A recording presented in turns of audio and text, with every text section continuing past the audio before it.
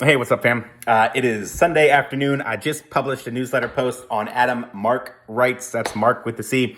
It's a Substack newsletter where I write about politics and religion. I want to tell you about what I did today. You could call this, I read the article so you don't have to.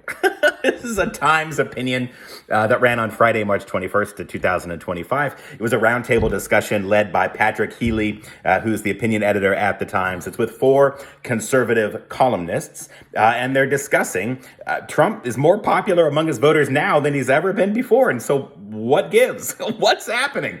And I thought this is a useful, albeit a bit painful opinion to read. But this is why I read it, for you. So you can come and read what I had to say about it. I summarized the review, and I really do take pains, I think, to accurately summarize the positions of the discussants, of the participants in the discussion with Patrick Healy.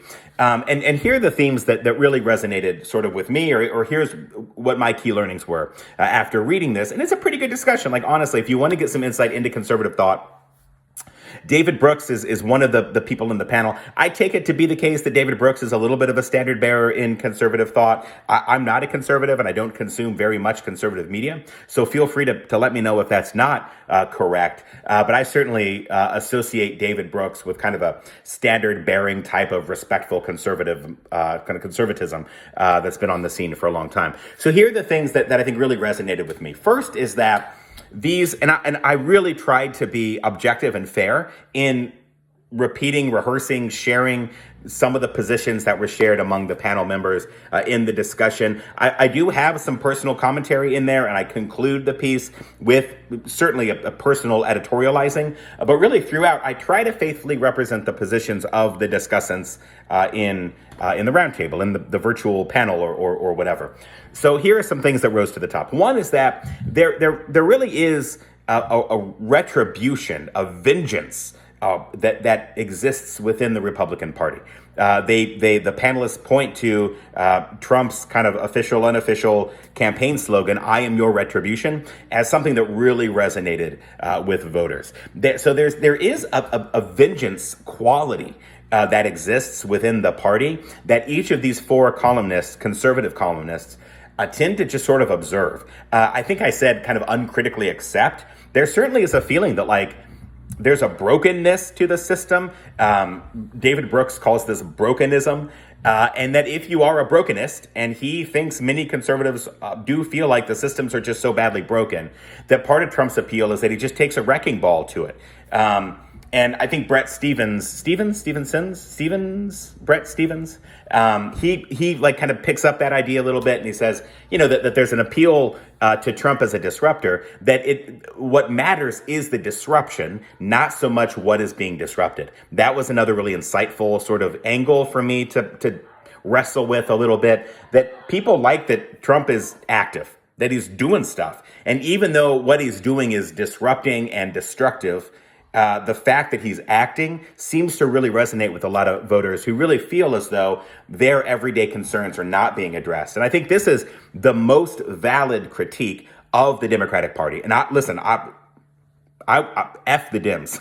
They're messing up, dude. That's a whole conversation for another time. But I think that the clear and I would say appropriate and valid critique of Democrats is that they've allowed themselves to get so out of touch with the concerns of everyday Americans. And this is part of liberal elitism that gets critiqued in the piece a little bit. But it's this idea of vengeance, this idea of like owning the libs, of really sticking it to them. That's like uncritically accepted. And so I thought that gives me, I've heard this before, that like owning the libs, even at your own detriment, matters more within the modern conservative party, the modern Republican Party. So I think that was reinforced in this opinion piece that I read. So that was one of the main issues that kind of came to the top, this sort of vengeance, retribution, owning the libs, stick it to them, kind of an attitude that just seems to like exist within the party. The other thing that I thought was really, really helpful that rose to the top is that there certainly is a valid distinction between MAGA and just Republicans.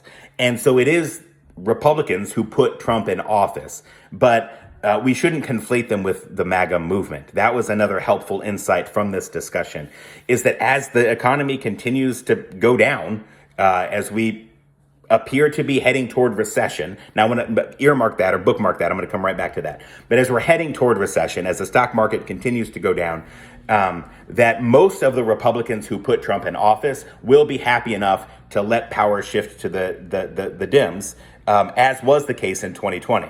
And the MAGA base is going to be with Trump no matter what. They say that Trump can't do anything that would alienate the MAGA base, that they're willing to put up with any amount of pain because Trump is their dude. Now, I thought that was helpful because I think we do, like so many of us, like, bash our heads against the wall. Like, how did this man get back in office? And I think what I learned through reading the perspective of these four conservative columnists is that it really is, it's the economy, stupid. Like, that, it really boils down to that like the lived experience of Americans. It's like, hey, we feel it in our pocketbooks at the grocery store and at the gas tank and all this stuff. Like, and that explains Trump's power and his further this idea that he is a businessman and he's going to grow the economy because he knows how to run business. Now, I think, where I want to go with that, and I hint to this a little bit, is that, the NBC executive marketing team has said, like, we kind of created a monster around The Apprentice.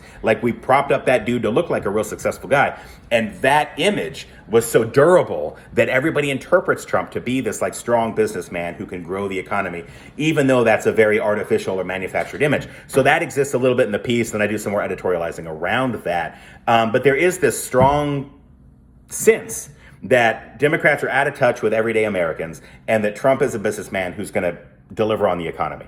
And that these guys are saying, David Brooks and Brett Stevenson, and who is it, Stevens or Stevenson? I'm sorry. I don't mean to be disrespectful. I just don't remember because I don't read these people very often. But there's this attitude that, yeah, I mean, if the economy tanks, he's going to lose a lot of support.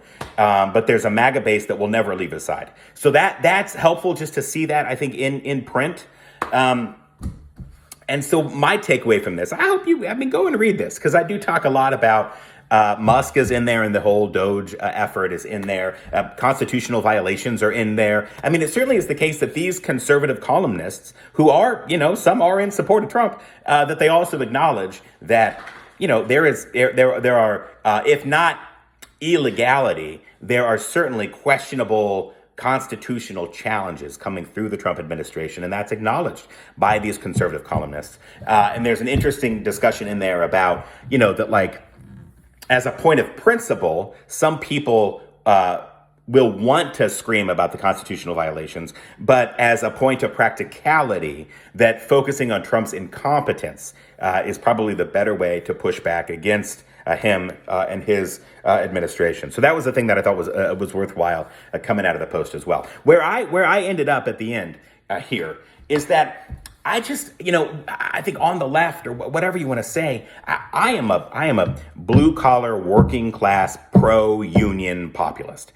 I want to see the left mobilize around a big tent labor movement that understands and appreciates consumer protection, labor protection, the access to social services, that there is a big tent multicultural labor movement that I would encourage us to mobilize and to tap into. And I think we're seeing that a little bit with AOC and Bernie on their kind of anti-oligarchy tour. Now, Bernie, I think he's not running for anything in the future. You know what I mean? Like, this dude is getting old. So I don't think Dems are right to rally their support. We had a chance with Bernie, and the Democratic establishment squandered that and shut him out, which was to our own detriment and frustrating, but that's way in the past now. AOC, I think, is a rising star. Whether she can rally support to run for a high office, the highest office, maybe in a few years, I don't know. But long story short, I really see a pro-union, blue-collar, working-class, big tent, populist labor movement as the way forward. Now, I also love the labor boons, the Jewish socialist labor boons, Doikot. So I'm probably biased toward social democratic pro-union labor movement. But I really see that as the way forward. So anyway, there's a quick 10-minute deal on what I wrote about today on my newsletter, Adam Mark Writes, Mark with a C. Go and check it out and subscribe and read it if you want to. Would certainly love to have your eyes on that material and to interact in dialogue and chat around that stuff. It's Sunday, so good luck, Sunday Scaries. Much love, fam.